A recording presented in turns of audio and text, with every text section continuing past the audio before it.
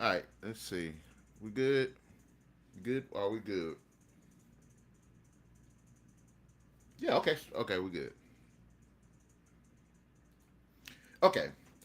What's going on, guys? Welcome to another live stream. This is episode 118 of the Streamline Podcast. Sorry, I've had technical difficulties. I was trying to stream with Rumble, and I'm gonna need my other camera, so I got to play with that a little bit more, so that way I can stream on both programs. And, there is a way you're supposed to be able to stream YouTube through Rumble, and I need to work that out. But basically, I'm trying to stream on both the platforms, and I try to use two different programs to do that on this. But yeah, so that's why I was delaying. If you end up going over to Rumble, you'll see that I tried to stream over there, and it actually streamed over there, but I couldn't stream over here, at least not with my microphone and my camera. So right now, since we got more subscribers on YouTube and stuff, I'll just go ahead and stream it on YouTube. Uh, a lot of really good news. I can't wait to load up my updates. Last week, normally I would every first Sunday of each month I would do updates based on like what books and projects and stuff that I've gotten done. But unfortunately, I had a family emergency last week, so I didn't upload it last week. But I will upload it this week. A lot of really good news with that. Uh, but episode 118, like it says in the description, the best and worst movies of the first half of 2026. I had a bit of a late start with the films, but I did watch a few of them just to get caught up. We had some interesting films, some pretty cool ones. We got a lot of crappy ones, and granted, some of these on this list that I've seen bottom of the barrel. Absolutely no attempts whatsoever were made were put into making any of these films. They literally would just pull this crap out their butts. But I was like, you know what? I'm gonna go ahead and start going down the list of everything. I actually watched Spider Man today, and the reason why Spider Man is not going to be on the list because it's the first half of the year, January to June, and it dropped in July. So we're gonna go ahead and sorry for the fact that this is late. This probably should have been uploaded on like the 1st of July. But having said that, we're gonna go ahead talk about the best and worst movies of the first half of 2026 so far. So a lot of great ones, but I do want to say the first movie I seen this year when I went to the movies, definitely, I believe. Um, well, anyway, what I got? Okay, so I've been binging between Tubi, Hulu, HBO, Amazon, as far as the streaming services, but I have been to the movies a couple times. So, all right, let's go ahead and go down the list. The one next door. Now, this film, I hadn't finished watching it, to be honest with you. I got about halfway through the film, and it's featuring about this new guy that ends up moving next door to this couple. The couple's having a bit of friction in their marriage because the husband works a lot, and the wife feels a little bit distant from him because of this. And this guy moves in next door, and he comes off as Mr. Perfect. So the whole situation comes off as this relationship is kind of forming between the wife and this new guy, and the husband feels some type of way because it's kind of him being insecure, while at the same time there is this kind of threat of this guy filling in this void in his wife's life. Now, honestly, I thought this was a decent film as far as I've seen. I thought it was an interesting film. It's kind of by the numbers. It doesn't really stand out in terms of like just like stories. It seems like something. This is one of those stories you've seen 100 times, 1,000 times, but for them, it's decent.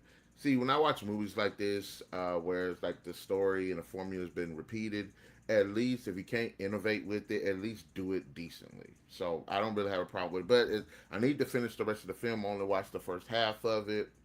So hopefully it gets better and not to go down the generic formulaic line that you typically see in these films. Then, of course, the next film, the Super Mario Galaxy movie. I got the review on the channel, so check it out. I thought this was a fun film. I thought this was a good film. In the film, Mario, no, Peach, no, Bowser's son is basically threatening the cosmos, and he's rescued his father Bowser. And on one hand, Peach is going to help and find Rosalina, and at the same time, you got Mario, Luigi, Yoshi, and Toad going to help her, and they're exploring the universe. Now, the galaxy. This film feels like it should have been actually like the title and the expansion of it should have been like the third film of a trilogy rather than the second one. But given what we just kind of go what we got, I thought this was a fun film. The story is good. It's got a little charm, a little heart to it. It's not as deep as you would think it is, but it is focuses on relationships between characters. Most of it, you see the relationship between Mario and Luigi, not as prominent as in the first film, but you see that relationship, and then there's a relationship between Peach, Rosalina. There's a relationship between Bowser and Bowser Jr. So there is a bit of heart to the film. I think it is like a fun film. There are a lot of really cool sequences. They do incorporate a lot of the platforming sequences from the games into the film, which makes for some pretty cool action sequences. Visually, it's a good looking film. Again, it had some laughs, had a lot of action. My boy Falcon was in the film. I thought he was actually pretty cool. I think he was a little underutilized.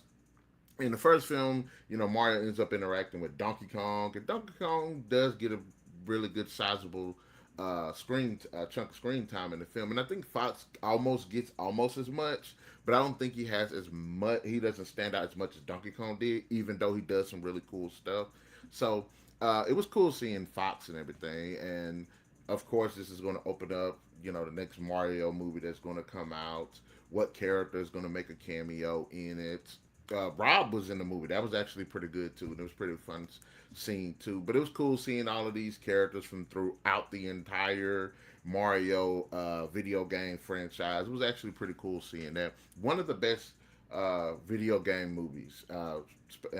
Do I think it's better than the first Super Mario Bros. Movie? I don't know, because a lot of times I feel like movies might not top the first movie. They might just be as equal. So if the first one would be like a 4 out of 5, this one definitely be like a 4 out of 5. There are some things it does better than the first movie, but there are some things the first movie does better than this one. So I thought that was actually a really good film. One of my favorite films so far of the year. Now, this one I just recently saw, and I was so freaking frustrated with this film.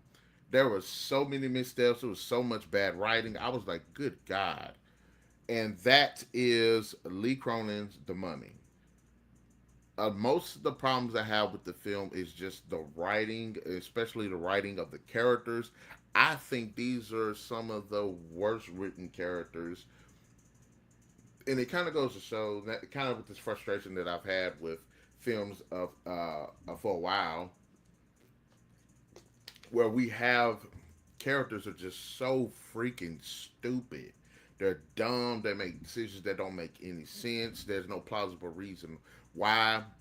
We don't get enough character development, character motivation, character backstory to justify the some of the decisions these characters made.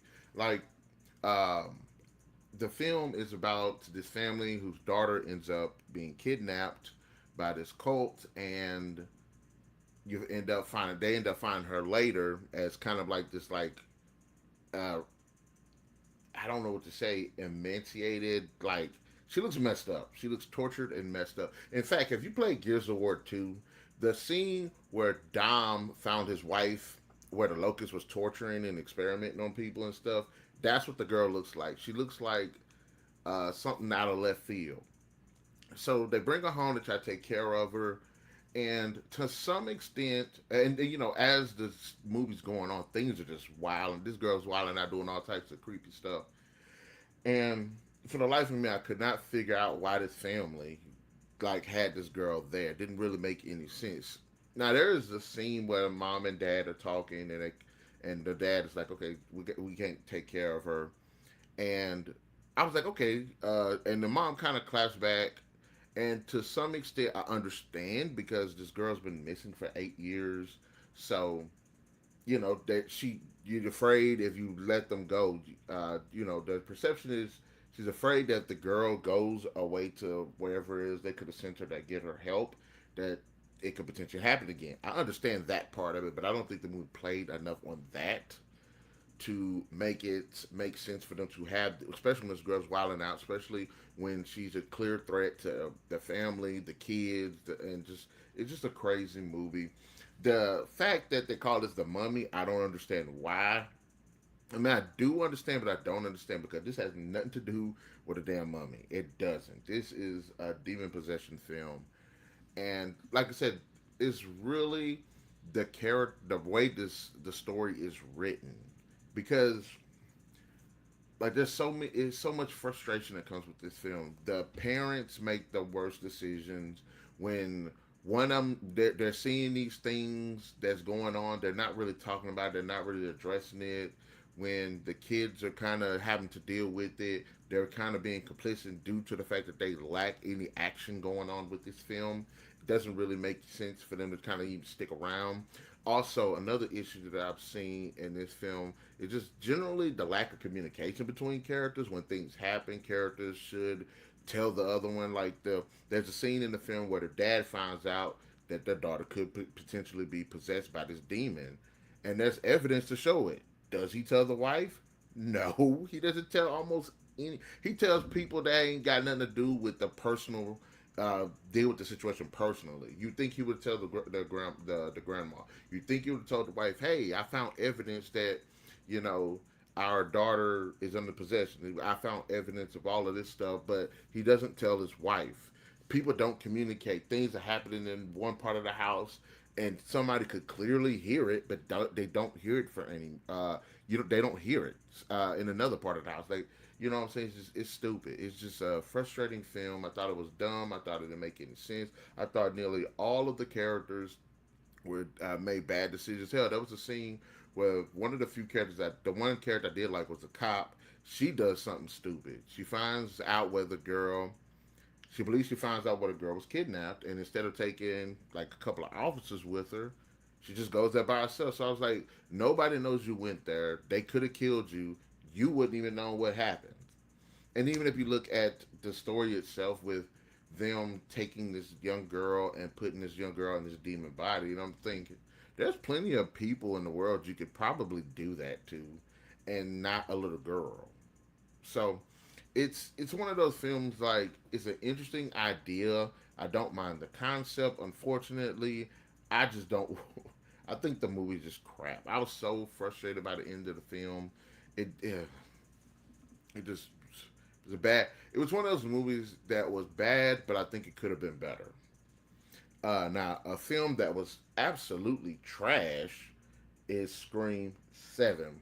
Scream 7 basically uh, Sydney comes back. Sydney has a daughter. Ghostface shows up again. The same formula. There's kind of this, old versus young thing. The older generation, the OG generation versus the new generation, and it's stupid. The characters, for the most part, are unlikable. It's cool, like the idea of Sydney having a daughter and then Ghostface kind of coming back and targeting the daughter and her. It's like that is like an interesting premise to go on, but unfortunately, the biggest problem I have with it is it's just it's done so poorly. There are so many beats that they repeat from older films. The mom daughter relationship is just stupid. It's over the top. It doesn't make any kind of sense. One character is overprotective while not uh, while being so secretive about information that could potentially save a person's life. The other one is just stupid. And even though she has the material to understand why the other person is so overprotective, doesn't take the time out to even take that as consideration. People get killed in stupid ways. People get stabbed, don't die. There are several characters that have gotten stabbed in like the last 3 or 4 films that should have died but don't ain't dead in this as well. Just that, and there's an interesting thing of where they play with AI, or where one character from the first film returns and you can't tell if he's actually alive or is it just AI or something. Interesting, But ultimately, the film itself is just not a good film. It's so frustrating. Characters do, of course, the stupidest stuff. For one of the things I would seriously think Scream would capitalize on is it's kind of like a discussion, a breakdown on slasher films. Yet the characters in the film do the same stupid decisions in the slasher films that they're talking about. So yeah, if we're sitting here having these people talk about, hey, if you go down this dark hallway in a horror movie, there's a killer at the other end is going to kill you. Nobody going to see you and all that. But they would acknowledge that and then turn around and do it. So that's what I do not understand about this film. I did not like it. I thought it was absolute trash. It's being panned across the board. It's been panned across the board from critics and audience and everything, and it deserves it. If you're going to go with the idea of, okay, Sydney trying to protect her daughter, okay, I can get behind that, but do it better next time. So, uh, and the next one is The Bride. Now, this is like a continuation of Mary Shelley's story based on Frankenstein, but the way the story is told is the story isn't made up. Mary Shelley either witnessed the events of Victor Frankenstein creating the monster or was told it and was inspired to write a book about it. And before she could finish the book or finish the overall story itself or expand it upon it, she ends up possessing a woman, getting the woman killed. The actual Frankenstein gets that same woman, revives her as the Bride of Frankenstein, where the ghost of Mary Shelley is kind of influencing her. And this is one of those, it seems to me, one of those artistic films because I was like, I hate the Mary Shelley character because because she couldn't finish how she wanted to tell the story. She got a woman killed, got her revived, got a bunch of people killed, got all of this chaos and mayhem going on, and it comes off like a mix between kind of like an art film, at least to me, and kind of like a feminist film, especially towards the end with the feminist stuff. So it it could have been interesting. When I saw the trailer, I thought this was going to be like Bonnie and Clyde, like Frankenstein is misunderstood. The bride pops up onto the scene. She starts getting in his ear, and it's like, look, if they don't care about us, we don't care about them. We're gonna wild out. And then there's a. It seems like it's gonna build to that, and it's just gonna be them just wilding out, killing people, taking what they want, and it kind of seems like it's going there, but it never does. I I didn't mind some aspects of it. The musical numbers in the film, weird, to say the least. At the very least, it's a bit of an entertaining film. And I gotta say, the lady that did play the Bride of Frankenstein, I thought she was the Bride. I thought she was cool. She plays both the Bride and Mary Shelley. And I would have liked the Mary Shelley, but she just comes off as just like, you did this. You got this lady killed. You killed this lady. And it's like, of all the women that you could have possessed or something. Yeah, I don't get it. I don't get that. That was one of the things that just threw me off, the musical numbers and stuff. And um, the guy that plays Batman in The Dark Knight plays Frankenstein. I thought he did a pretty cool job. Honestly, I don't. The way his face looked and stuff, visually, I thought he was okay, but I've seen better Frankenstein in terms of, okay, he is an amalgamation of different body parts from different bodies. So you would think he would be a little bit more grotesque. And in some aspects he is, but some aspects not enough. But anyways, so that was one of the movies like I felt like it could have been better. I would have loved the Bonnie and Clyde, especially with the aesthetics of like what was it, the 40s, the 30s, or something like that. Like the mob gangsters. Like I would have loved seeing them with like Tommy guns taking on the cops and stuff like that. Just kind of been like this cool manhunt with Frankenstein and the Bride. That would have been so much better to me. So, okay. Then there is a film called They Will Kill You. I'm a fan. I'm a Zaza fan. I think I like a lot of her films. I think she does a great job in a lot of roles. I think she's a bit diverse. And I wanted to see her, and it seemed like this is going to be like kind of a physically demanding job. And I was like, okay, I'm interested to see character actors who normally do like maybe comedy, maybe dramatic and stuff, and then they get kind of thrown into action roles. So I liked seeing that. I think it was pretty cool seeing her being more physical, having physical role and everything. So in this film, she goes to this hotel, and at this hotel, she's looking for her sister. So she goes in acting like she's going to be a new maid, but she actually is going there to find her sister, who she basically abandoned like maybe a decade before, some years before. So she feels bad. She gets out of prison. She goes to go find her sister, and she ends up finding out that this hotel is run by a cultist who worship the devil. And it's just this movie is just crazy. Now, honestly, I will say this: the best fight was the first fight that you get when everything jumps off. I thought it was really cool, it was really brutal. A lot of the fights in this film are really, really brutal, and I like that.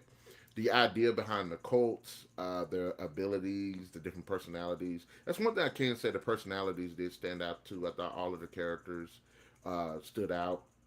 The idea of like this devil cult definitely was totally different than what I expected it to be. But I thought this was a fun film. I thought it had some charm to it, some good action sequences. It was fun. It was funny sometimes. It was really, really gross at other times. Just ultimately, this was a really cool. It was a really unique film. It felt like The Raid, but like the female supernatural version of it. And I would say the first fight was brutal, but there was like really cool choreography to it. And it feels like the other fights kind of get a little bit simplified. Like in the first fight, she's bouncing off. Like they're hitting her, she's bouncing off them. She's hitting them. She shows skill and adaptability, and it gets very complicated with her having to deal with multiple. But in the other fights, it's kind of like she hits them one time and they're out. But the first fight, she could hit one guy, knock him down. He comes back. She hit him again, knock him down. There's a big complexity to it. But the fights got a little bit more simpler as the film went on. But the end fight was kind of cool too. But They Will Kill You was actually a pretty cool film with an interesting twist. Now, another fighting film, definitely was waiting on this. Did not watch really any of the trailers leading up to it because I wanted to go in fresh eyes, not knowing anything. Of course, Mortal Kombat 2. Now, I did put a short video up where I was like, why in the hell they didn't drop Mortal Kombat and Street Fighter on the same damn day to see how they would compete, who would bring the audience, who would swing the audiences, Street Fighter or Mortal Kombat. But hey, what do I know about marketing? It only worked, doing Barbenheimer and attempting to do it with Doomsday. But oh, hey, it is what it is. But in Mortal Kombat, the tournament is finally here, and now all of the fighters have been summoned, including Johnny Cage. And I thought this movie was definitely a step up above. It's probably the best live action Mortal Kombat film, and definitely a step up from the first of the reboots. I thought it was actually pretty cool. I did like the fights. I feel like Shao Kahn probably was a villain that should not have been in this movie. He should have actually been like he should have been in the next film if they do a third film, and because mainly because of how powerful he is, his influence and the things that he attempts to do, it would have been interesting to introduce him in this film, but allow Shang Tsung to kind of still be the main villain, which he is a villain in this film, but not the main villain. But Shao Kahn should have definitely been either introduced in this film and then the main villain in the next one. But it is what it is. Maybe Chinook will be a bit the next one. I don't really like Chinook, but I've always hated him. I think he sucks. But ultimately, the fights are really good. The story is okay. The tournament itself was like okay. Now when I say okay, like a good okay.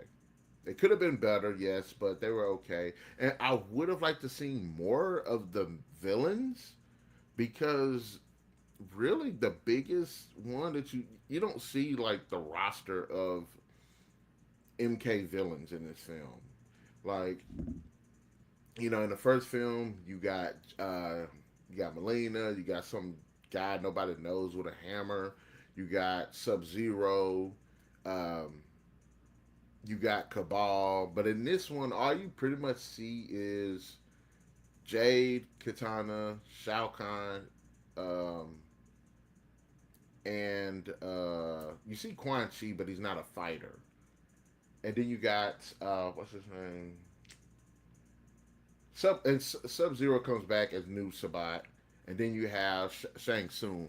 But it's like of all of the villains that are in the Mortal Kombat mythology, you would think Shao Kahn wouldn't have been fighting. He would have had other people because the whole thing is there's Shao Kahn, there's I think Montaro, there's Shang Tsung or Shang Tsung being directly uh, under Shao Kahn, and then he has a bunch of villains under him. So I would have liked to see more of that, but I guess it gave Shao Kahn a lot more time to be much more badass. Because honestly, the hands down the fights in this are brutal. If you are a fan of Mortal Kombat, you like to see the blood, gore, brutality of the fights. This is what this movie is definitely for you. They do a great job with the fights in terms of that stuff, but they also incorporate the characters' abilities, special abilities, and powers too, which makes for some really interesting fights in this movie. Now, realistically wise, when they do like some of the X-ray stuff, when they use some of their powers on people, they would die. But I like how they cleverly incorporated that stuff into the fights in this film without directly killing them. Hands down, the best fight, and everybody agrees of any live action Mortal Kombat definitely was Liu Kang versus Kung Lao. It was well choreographed. It had some heart to it, and you see these two going at it. But it just ultimately was really creative and really cool. So, Mortal Kombat, even though the story could have been a little bit better, and a lot of people die in this film. I ain't gonna say a lot of people, but people do die in this film.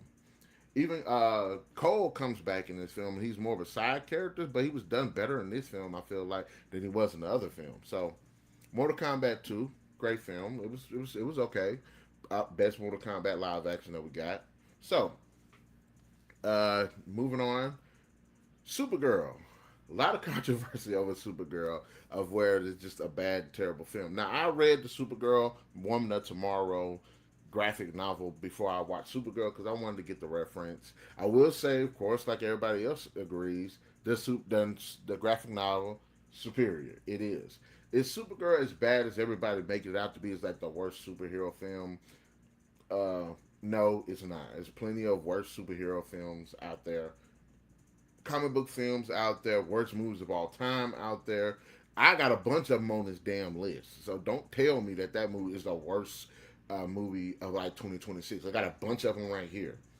But in this film, um, there's this little girl named Ruthie or whatever her name is trying to get revenge for the death of her family by this guy named Krim of the Yellow Hills. And Supergirl ends up going with her to help save her dog, who Krim has hurt and injured. So they're on this buddy cop journey to go find Krim of the Yellow Hills.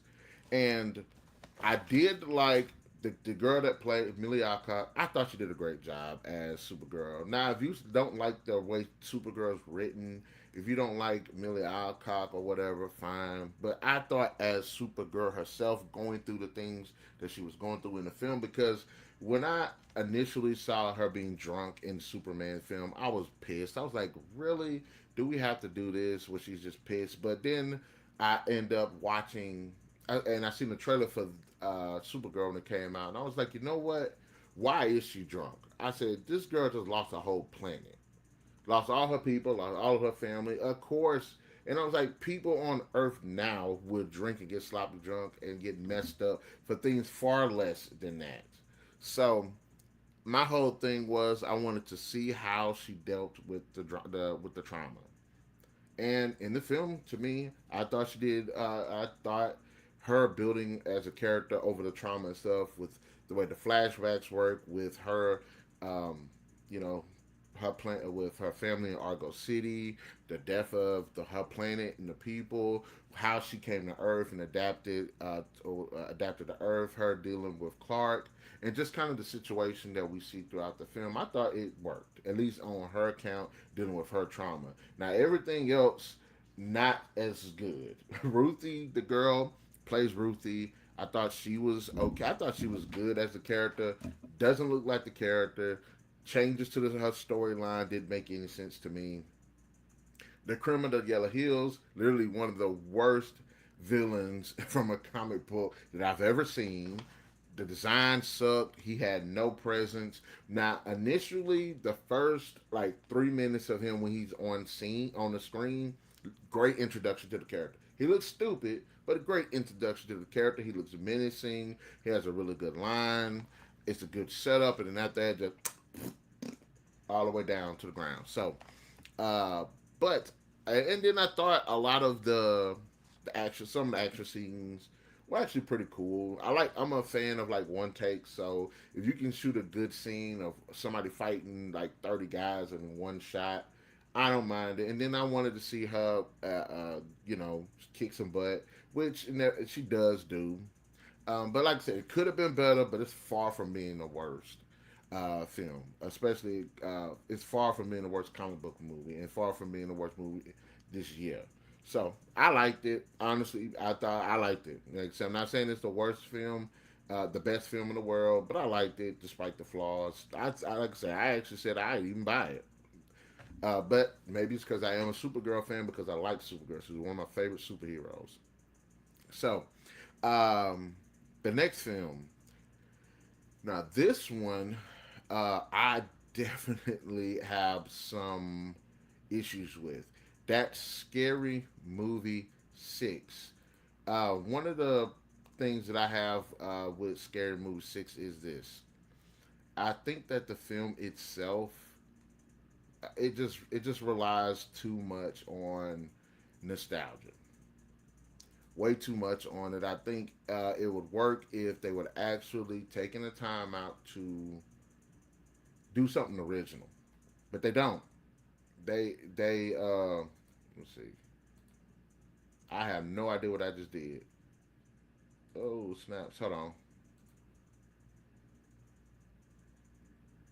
Um. Oh no! No! No! No! No! No! Whoa! Hold on. Okay, cool. I don't know what I did. Lord have mercy. I'm trying to edit this, but I don't know how. Let's see. Sorry about that. Give me 1 second. Hmm.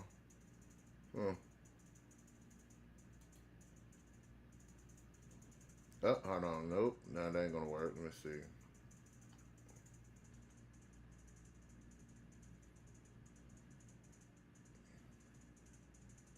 Hold on. Hey, I kind of like that. I kind of like that. I'm gonna turn it back though. I'm gonna turn it back. I'm just messing around with stuff. I need to learn how to do this. I have not used StreamYards in so freaking long. I am lost. Mm-hmm.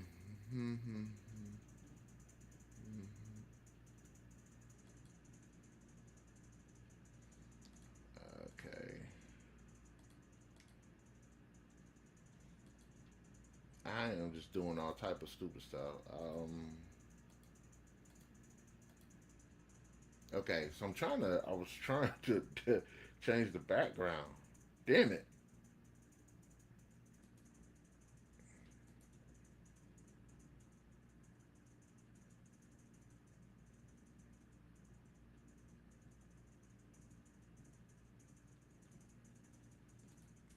You know what? I'm gonna keep going. I'm gonna keep going. I'm sitting here trying to do something. I don't even know what I'm doing. Been such a freaking long time since I done jumped on here. Um, hold on a second. Oh, hold on. I think I got it. Hold on, hold on, hold on, hold on, hold on. I think I got it. Um,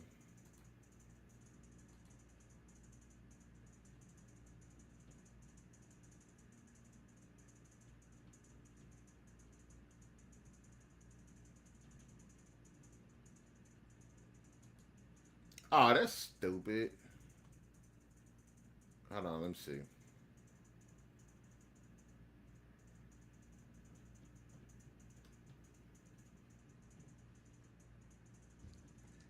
So I gotta upgrade to upload my own stuff. Stupid. Gosh. Anyways, I was on the road. I was on the road. So, Scary Movie 6. Scary Movie 6 copies Scary Movie Scream 7. It's basically Ghostface shows up again. It's they playing the whole OG generation versus the new generation. The killer is trying to kill everybody. There are some good laughs. There are some bad ones. In fact, there are kind of more bad ones than the good ones.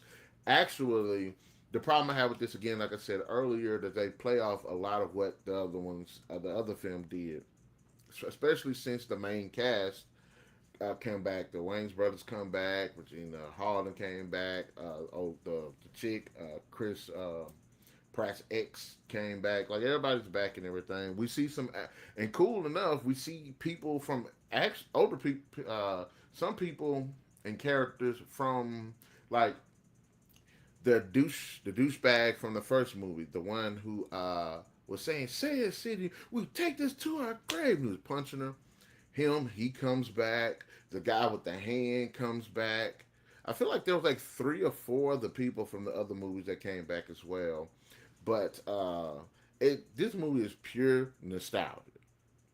They mix a lot of nostalgia up with kind of like this new trend of things like social media, streaming, how people are just so gung ho for the camera and stuff. Hell, Smokey, most of it seems like half the movie is live streaming.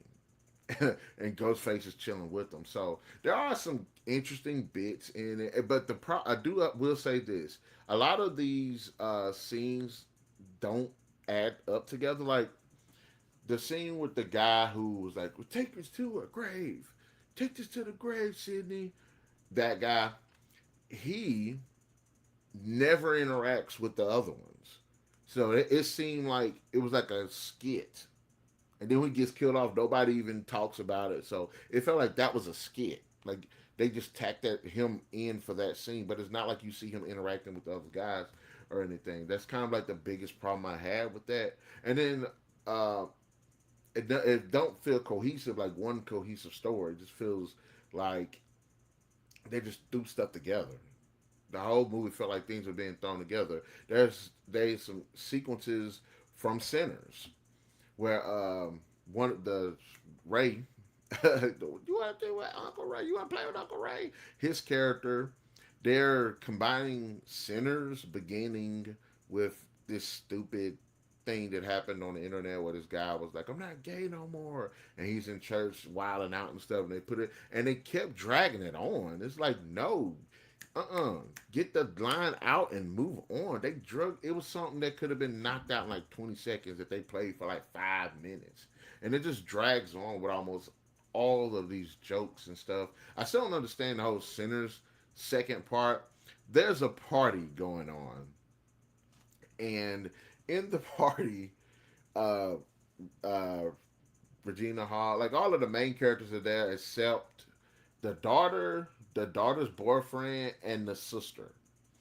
And then they come to the door and they're playing the Sinners part where Remy and the two people came there talking about coming in and everything, but they're playing it like they're vampires from Sinners. And I'm thinking to myself, y'all are their friends. Why are y'all playing this scene? Well, it would have made more sense if these were actual vampires, totally different characters, and then did it like that. But why are you playing these people? Y'all friends, y'all know the situation and stuff. Why would y'all play this? Is that like the scene? The setup doesn't make any sense. You would do that for other characters, not characters that they knew. So they did have a kind of a cool John Wick scene in it.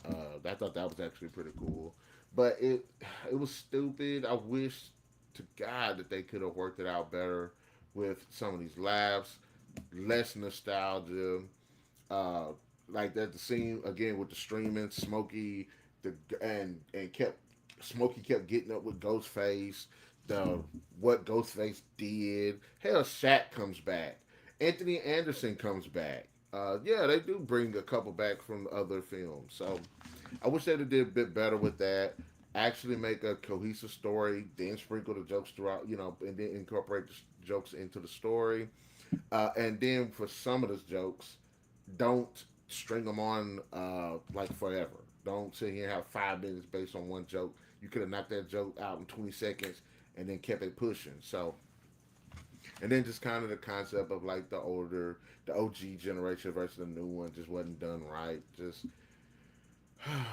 even the fact that Sydney and not Sydney, the main chick and her daughter, and then they tried, and then of course in Scream 7, the daughter was a complete douchebag, but in this one they overplay it way too much. They overplay it every single time. The moms, the girls got to be over the top, and I guess because it's a spoof, they got to make it over the top. But damn, she just got annoying because it's just way too over the damn top. So Scary Movie 6, it, I walk away from being like, yeah, I could have. I had no desire to watch it. I just kind of happened to been with friends. We started watching it, and that did generally they did have some laughs. I will not lie, but then, and then kind of another thing I don't like about a lot of these spoof movies, every time there's black characters, they always got to have the same jokes, and then most of it is geared at white people, and it's always a thing in these movies. So I wish they would have stopped that. They kept doing it in this film. It was very annoying. Uh, so there is that. Moving on, we have Send Help. Now, me and the missus watched this, and this movie is ridiculous. There's this nerdy, introverted woman that works for this corporation. The corporation's owner uh, died. His son took over, screwed her over. They were on a business trip. The plane crashes, and next thing you know, they're on the island. He's injured. She knows how to survive and stuff because of a show, this survival show she was trying to get into. So, and then it's basically this power struggle between these two. It kind of, but the problem is, it comes off like it's going to get more intense at earlier, but it doesn't. And the whole film is them going back and forth. Now, the problem I do have with this film is that both characters, unfortunately, well, there's humor. Some of the humor lands, some don't. It's a nature of trying to put comedy in these kind of things, but there's some things that do work. There's some things that doesn't work. Then also the fact that his character, he's a douchebag throughout this entire film. You don't like this man because he's just so stupid. He's so unlikable. And then look, at some point you would stop being a douchebag. You just would. It doesn't matter if you don't like a person. At some point and there are some people that just douchebag just to be a douchebag. I get it. But him in this film just being just a complete douchebag. This woman that saved your life. You're still a douchebag. This woman that told you how to survive on this island. You're still a douchebag. She done saved your life like 3 times. Now there is one time he does save her. That's like the only redeeming quality he has in this entire film. Uh, but still, he's just so stupid. But then also, she's likable in there, but she does two things in this film that make you be like, I cannot root for her because oh snaps, because she basically had the opportunity to get them off the island and didn't, and then she ends up doing something really really terrible later on. So, but it's all because of this power play between these two characters, and they do it differently and for different reasons. But if I found it hard to like either character, I will say this. I still, even though she did do something bad, and I'm not saying that it makes it right or makes her good, I still didn't like him because he had so many opportunities to stop being a douchebag, but he just kept doing it. It didn't make any sense the stuff that he was doing. But also, again, I got some of my Lord have mercy. Also, this didn't make any sense on her end to do some of the things that she did. So I will say I was thoroughly surprised at that change that they put into her character, and there is a lot of suspicion and thrown out there that she is a potential killer before the events of the film, but that's neither here nor there. But ultimately, Send Help is a decent film. I actually liked it. I would watch it again. I wish they could have worked a little bit better out with some of the humor and then kind of put in a bit more of the thriller elements earlier on throughout the film. So, uh, one of the worst films that I've seen this year that supersedes Supergirl, Sharks versus Mermaids. Now, you could say, hey, low budget, no money. I'm sorry, that's no excuse for just making bad movies. The film overall, the story just don't make no sense because there's this mermaid out there in the water, and then there's this dude that could turn into a shark hybrid, and they are I don't know if they're what they're fighting or not. All I know is half the times he's on the beach in the middle of the beach, not by the water, doing and he's just killing people. And then when they finally, and then the first time they get together, it's a, and there's no fight. And I'm like, how are they gonna fight? If they were gonna fight on land, he would kill her, and I'm quite sure if they were fighting the water, he would still kill her. It's like I don't understand the movie. It doesn't make any sense in the slightest. Not, I think the it seemed like there was two guys. Now that I think about it, it seemed like one guy was purposely going out and killing people as like a shark guy, and the effects are so bad. The makeup and stuff bad. It's you could clearly tell it's a guy with a shark mask on. You can even see the damn semen neck and stuff. Don't make any effort whatsoever to just less is better. I guess less is better. But this movie I didn't like. I thought it was absolute trash, stupid, um, and that people. I'm sorry. I get people like B movies and stuff, but damn, I don't get this. Why in the hell would you even make this shark versus mermaid? And you would think it would be like, okay, literal sharks, an army of sharks versus mermaids, not a one shark versus a one mermaid. And it ain't even a shark; it's a shark dude. So I don't get this film. I really, really don't. We got this movie called Starbright. Now, in Starbright, there's this girl who ends up seeing this star or this light crash, and she goes to get it, and she sees an angel. Now, the angel is played by that one weird guy from Indiana Jones and Raiders of the Lost Ark or the Last Crusade. I think the Last Crusade, the one with the red hat. He's in it. He plays the angel. I think Gabriel, and at the same time she goes on this adventure with him while being pursued by these criminals, one of which just escaped from jail. I didn't finish it, but I got about halfway through the film, and up until that point, I thought it was an interesting film. I thought it was had an interesting premise. The pacing was pretty good. You kind of get the gist of all of the characters. I thought it was interesting. I do need to go back and finish it. And so far, based off what I've seen, I thought it was still like a solid film, a movie leading up. Now it could be just like any other of these other films and just have a terrible ending and tell the third act, but we'll see. But Starbright was actually interesting. Now another crappy movie that's worse than Supergirl, Popeye Returns, another low budget movie who's trying to capitalize off Popeye now that the damn what's the name, the copyright thing is up on it. And this is a follow up to Popeye the Slayer Man, I think, or it was a Shiver. No, that Shiver Me Timbers was the that one. Then there's Popeye the Slayer Man. Yeah, I think it's Popeye the Slayer Man because there's another one. So there's a total of four Popeye films, and this is a sequel to the Slayer Man one, I believe. And in the film, Popeye escapes from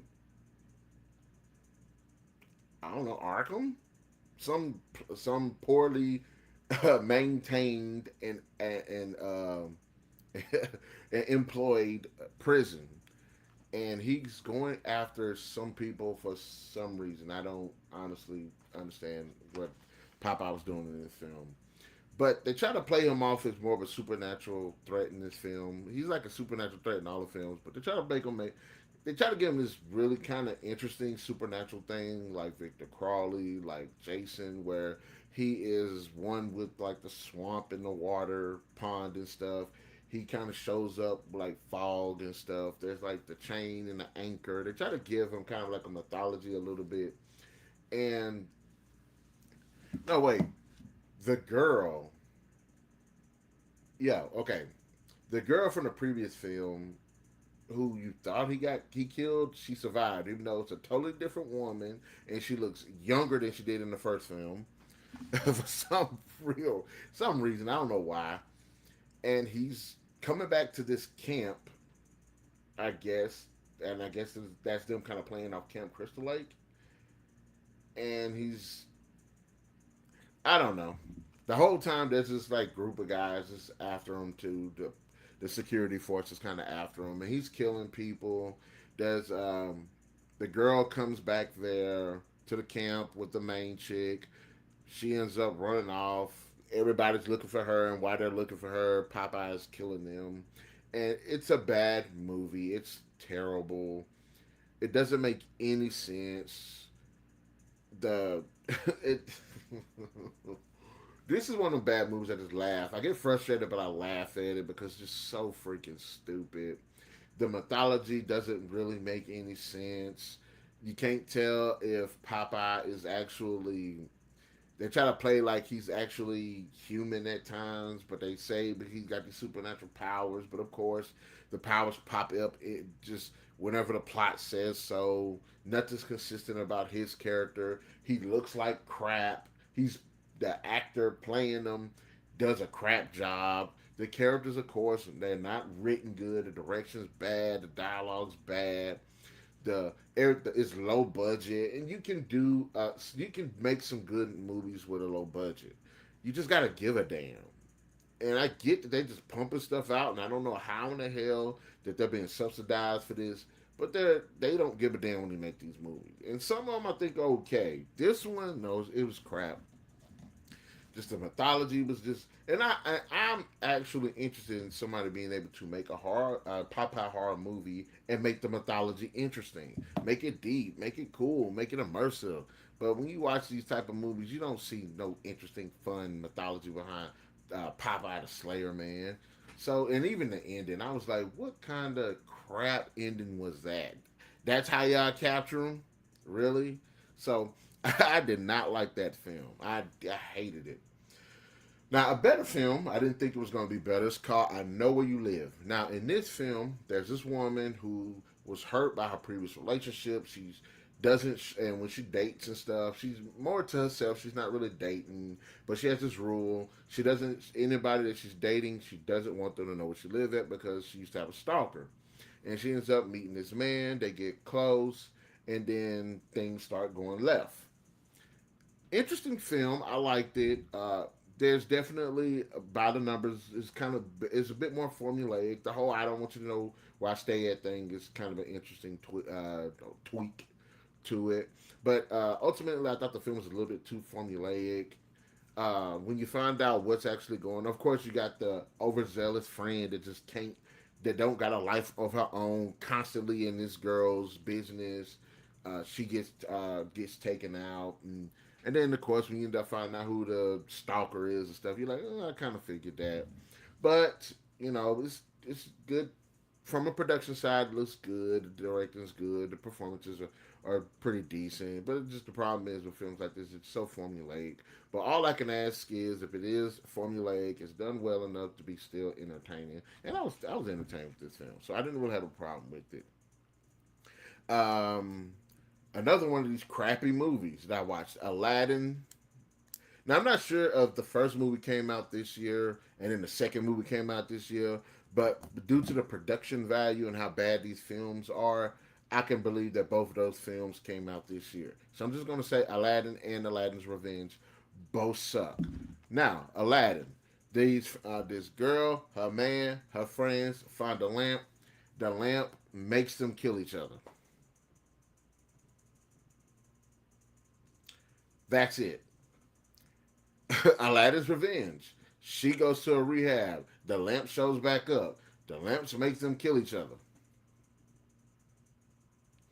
The perform the stories are stupid. Why would you call it Aladdin? You don't even really see the thing in the lamp. They make it seem like this dark forest, so you think, okay, genie, Aladdin, okay, cool.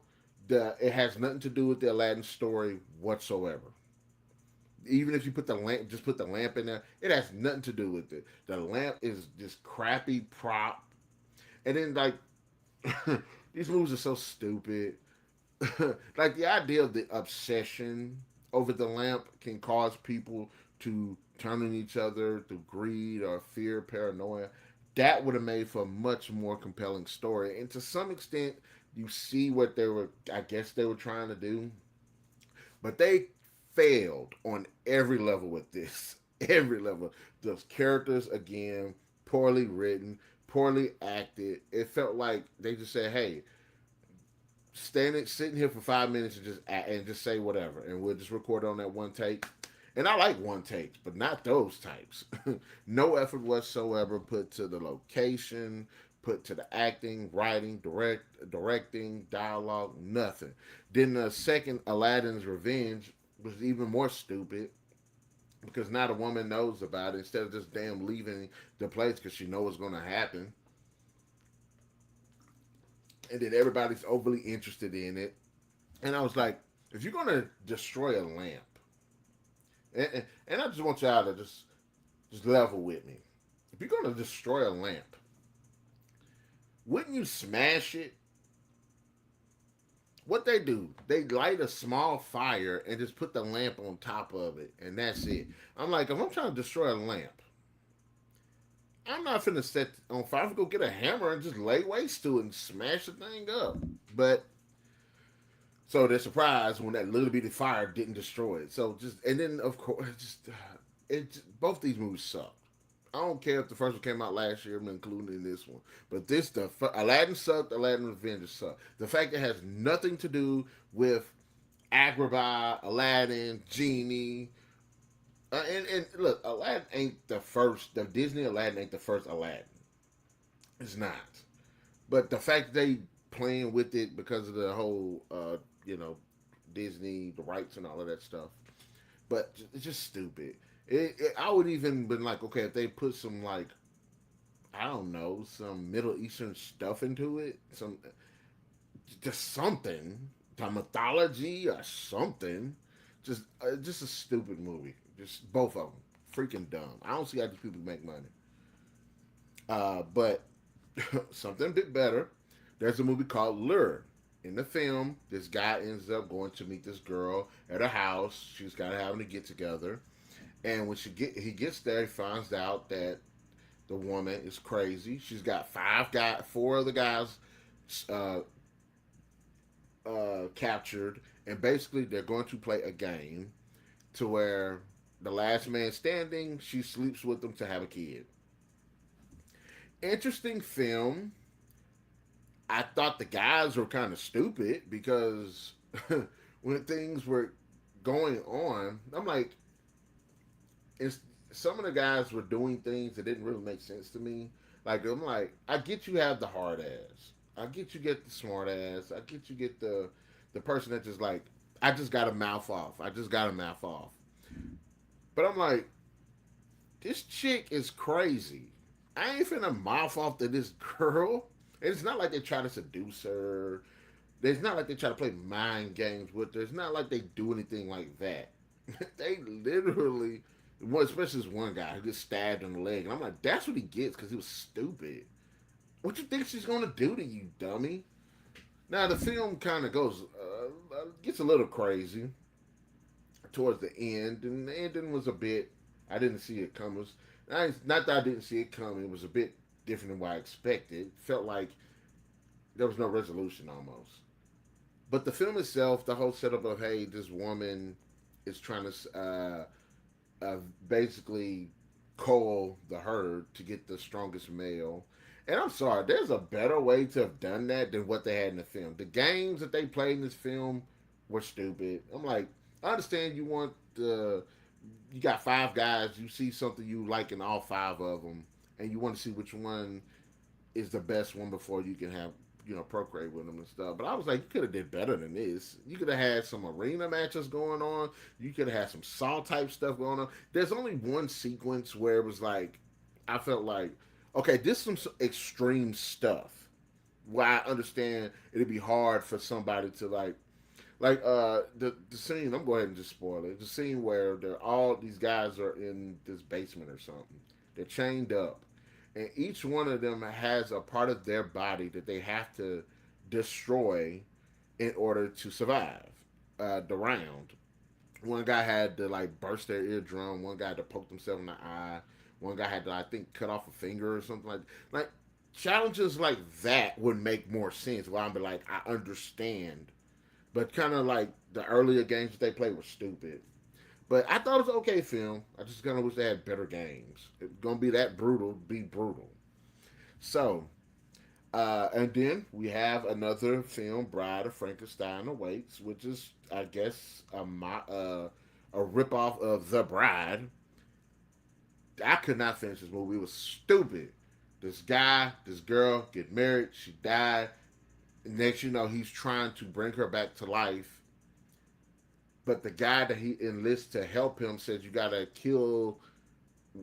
get these body parts from other women that are alive to bring her back. And I was like, interesting premise, mm, but the writing, the dialogue, the storytelling, the direction, almost every aspect of this film was just stupid. Now I could have actually watched this film and see what they were going for.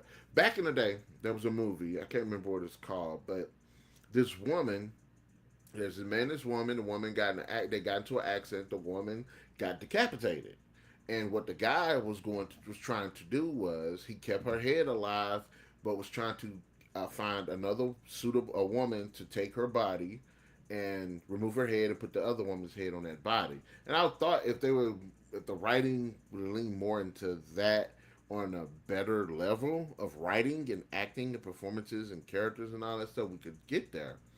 But and then the thing about this film was he was like, well, you have to take body parts from different women. And I was like, why does he have to take body parts from different women? Why not just take the one woman, like take a woman and do it? Why would you have to take different body parts from women? Like it didn't make sense to me. It was just a stupid movie. Another exceptionally bad film based on a fairy tale. Wizard of Death, the Tin Man's Rise, in which the Tin Man from the Wizard of Oz is killing people and ripping out these hearts. It's bottom numbers, no effort whatsoever given to it. This guy's made of metal. He's clunky. He's clumsy. He sneaks up on people. I don't understand how you can hear this asshole a mile away. Oh, there's a train coming, but hey, we're gonna keep going. Um, that doesn't make any freaking sense. The heart. Why is he taking out people's hearts? He's a machine, and he tries. I get what they're trying to do with the heart thing. Where like he wants a heart, and they do try to explain why he wants a heart. It's a stupid premise. Between him just appearing out of nowhere, even though you can hear him and clearly see him, the fact that the characters are so stupid. Of course, they're stupid every time, and he moves slow. So, what do the characters do? They get into a compromised position, and instead of running, and they could easily outrun them, of course, they just sit there for like 5 minutes to get killed. And then when characters make smart decisions to like characters get opportunities to leave and survive. They don't do it. Of course, they do stupid stuff. Look, I'm gonna tell you like this: if I drove a car to the woods and a killer has, you know, I I went to a cabin. The killer that came to the cabin. I didn't escape the killer, and I've gone on about my way. And I get back to my car, realize the keys are in the cabin. I'm walking. The killer's already let me know that he's not going to make it to the car. He's going to stay over there by the cabin. Why in the hell would I go back to get the keys? I'm walking. I can Pete and Charlie are my best friends. If I ain't, if because you're bound to see somebody else. You're gonna. I'm like, come on, just stupid, absolutely stupid, absolutely poor writing. Literally one of the worst films of this year, and the absolute worst film. The worst. I had the misfortune of watching it last night. When I say this film is absolutely the worst, I've talked about some bad movies in this list today, but this hands down has got to be the absolute worst. Cursed Hearse. This film, low budget, shoestring. No, it's a no budget film. This dude buys a hearse to start up a limousine business in a small town. The hearse is cursed. Every Almost everything about this film is stupid. No, no talent behind it whatsoever. The main guy who plays the dude that plays the main guy can't act. The main guy is one of the most unlikable characters I've ever seen in a movie. He's unlikable. He's uninteresting. He's stupid. He's boring. He's lazy. There's no energy behind him whatsoever. There's no reason to root for this character. There's no reason to like this guy. There's no reason to even watch him on screen. Most of the other supporting characters, just like that, they're weird. They're stupid. They're poor. All of them are poorly written. All the dialogue's bad. There's no energy behind this movie, and the idea is absurd. This when the movie starts off, this dude his car is messed up, so he's talking about he's trying to save to get another car. You find out in the movie he ain't saved nothing. Then I'm like, then how did you? So why would you say you were trying to save to get this to get a new car? You ain't saved no money. He has nothing going on in his life. He has nothing interesting going on in his life. And then when the hearse comes up, he's like, "Well, I'll go buy this hearse." And I'm like, "The hearse," and now I'm like, "The hearse is one of those cars. It looked like it's been there for years." And of course, if a car sits for years, there's so many things you got to repair on it. It's more harder to repair a car that's been sitting in the ground in the element for years than this car that you got. I'm talking about dry rot, rust, worn out wires, uh, like dirt and stuff all in the engine. You got to clean that stuff out. You got to replace parts that are just worn down and just don't work anymore. I'm like, there's so much. And but in this film, he gets this, and they even establish it in the damn movie that this thing has been there forever. So it should not run. The battery should be completely drained, and of course, the hearse itself is an evil spirit. There's no mythology about the hearse throughout the entire film. Like it's, and then so he gets the hearse, and even the idea of him saying, "Well, I'm gonna buy this hearse to start up a limousine business," that didn't make any sense. There was no business plan. He don't got no money to fix his car. How would he start up a business? He ain't got no good credit. He has no credit. He's got no money. He's got no business plan. Like everything about this movie is just freaking horrible. And then the stupid car is talking to him. He doesn't think that's a problem. And I guess you can say, hey, maybe he can't recognize that there's a problem because, or whatever. But at the same time, the voice was stupid. It was annoying. The dialogue was dumb. He turns into, it's possessing him, and he turns into, I don't know, a vampire creature. Like it's stupid. This is hands down. I It's got to be some talent. There has to be some talent to for somebody to make a movie worse than this movie. If the character was likable, had personality, the frames were better written. Like that's what I'm saying. When I write my stories, when I'm writing my books and stuff, my first thing is to make the characters interesting, whether they're bad or whether they're good. Make them interesting and make them have quirks, motivations, background, something.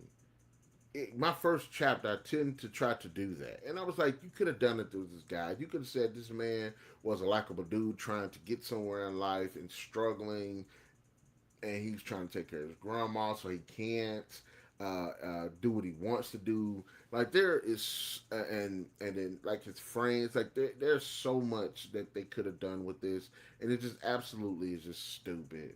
I'm talking about dumb. Ugh, just one of the worst. In fact, the worst. Hands down, the worst movie this year. Cursed Hurts. Kiss my butt. Now, a better film, but heavily flawed film. Masters of the Universe. I was entertained by the film, although it has a lot of problems. One, I think I got to say that Eternia theme in this movie was bussing. That Eternia theme, I was up here. I'm sitting here listening to it, just bumping it. It was a really good thing. Also, there's some fun action sequences in this film. Some pretty fun action sequences, and I like the look of the characters and stuff. I think it's a good blend of the source material mixed with a bit of realism because I know a lot of people don't like costume designs and character designs adapted to the real life because they look stupid for the most part. It takes some talent to take. I'm gonna say talent. Yeah, I'm gonna say so. I say it takes a good eye to take a cartoon, a toy, comic book, a anime, a manga, whatever, make it live action without the costume and characters looking stupid, while making them look just like they do in the comics and stuff. And I think they did a great job in this film. But I gotta give it to them. the the show stealer in his entire was Jared Leto as Skeletor. He killed it. He was over the top. He was goofy. He was menacing. They showed many sides of him. That was really funny. I really enjoyed his performance. The film, I said, the writing isn't as good as it should be. There are a lot of characters that get introduced that don't get elaborated. There are story beats that we've seen in other films that could have been ironed out better in this one. Characters that should be have a bigger presence in the film aren't. The fact that they went to Earth, put any time whatsoever into Earth, was just a waste of time and money. The fact that the production value itself is good. The problem I have with it is this is like one of those $200 million projects that shouldn't have been $200 million. I think you could have made a good film with like maybe 50 to 75. It takes somebody with some talent to construct this world, get these actors and stuff, tell this good story with that kind of money, with that low a budget, instead of that, because there's a sequence, and I want to make a video talking about that felt like completely unnecessary waste of money that they put into this film.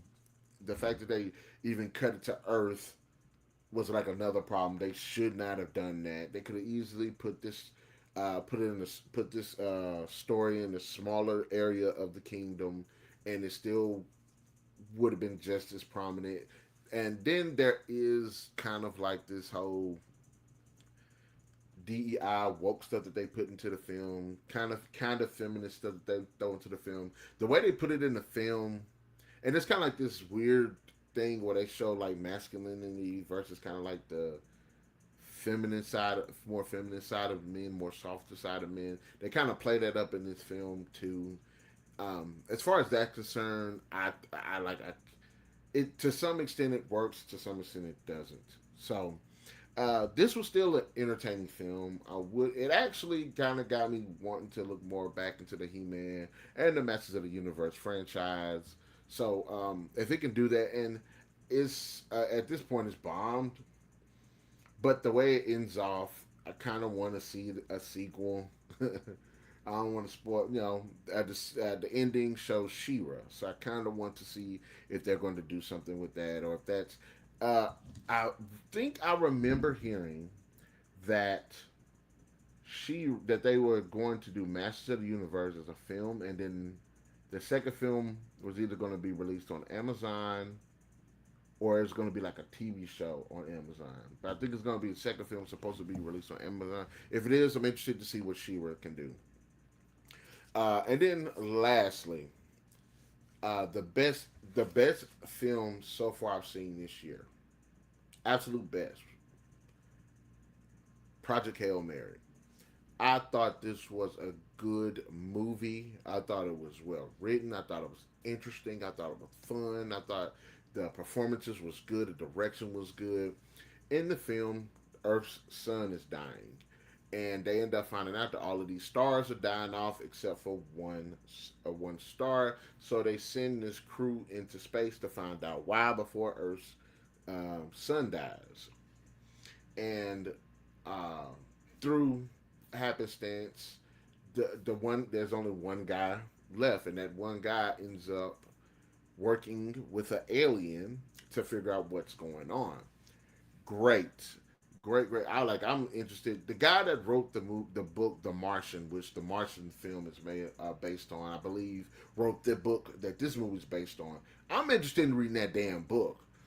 I thought this movie was just great. I like Ryan Gosling. I thought he was a good actor. Ever since I seen him in Blade Runner 2049, I've been following him. Like I've been watching this man's stuff. I think the man does a fantastic job, and not only does he do a good job because he does become like this interesting character, and he does develop, become much more independent, more stronger character throughout the film. But the backstory or what leads him to this mission is told in a good way. The sequences feel like they're a good job of revealing the build up without hurting the pacing. And then his relationship that he develops with this alien. And the alien is actually a pretty cool alien. The design, the technology, all of it is really cool. And I'm a sucker for kind of having watching films where a person is dealing with an alien and they're trying to break the language barrier, and the way you see him do how they interact with each other, how he interacts with their technology, with its technology, how it interacts with human technology, them learning about each other. Just it's a great sequence, and just the way the film is showing that, like, there's certain themes that are beyond just human, like beyond Earth, such as like love, not the aliens version of love, and like you know what I'm saying, just like how our lifestyle, the aliens version of that type of lifestyle. Like it was really interesting. It was really cool, really interesting. There are some pretty cool and intense sequences in the film. Visually, it's a great film. There's this one cool sequence where he's walking outside on the ship, and you see this planet, and just the way the planet looks, and then like the little pink lights and stuff, like the science behind it. Look, Project Hail Mary to me so far is the best movie this year.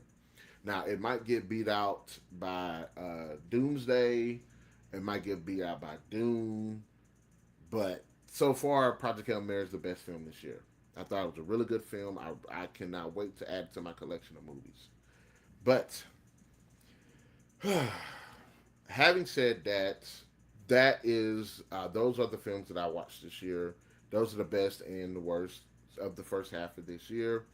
I really there was a bunch of movies that I did want to see. Of course, I didn't get a chance to see them. Hell, I wanted to see the Odyssey, but I don't know if the Odyssey dropped in July or June. But I'm not sure. But I wanted to see it, and we'll see what the next half of this year is. I already watched Spider Man, so just prepared. I'm going to do a review for that pretty soon. But all right, guys, let me know in the comment section below, what are some films that you've seen? What are the best? What are the worst? What are the men? What are the ones that could have been better? Let me know in the comment section below. Be sure to hit that like, share, subscribe, and that notification button to get the best of what we've got going on this channel. And remember, every Saturday, 5 p.m., the Streamline Podcast. We'll definitely catch you guys later.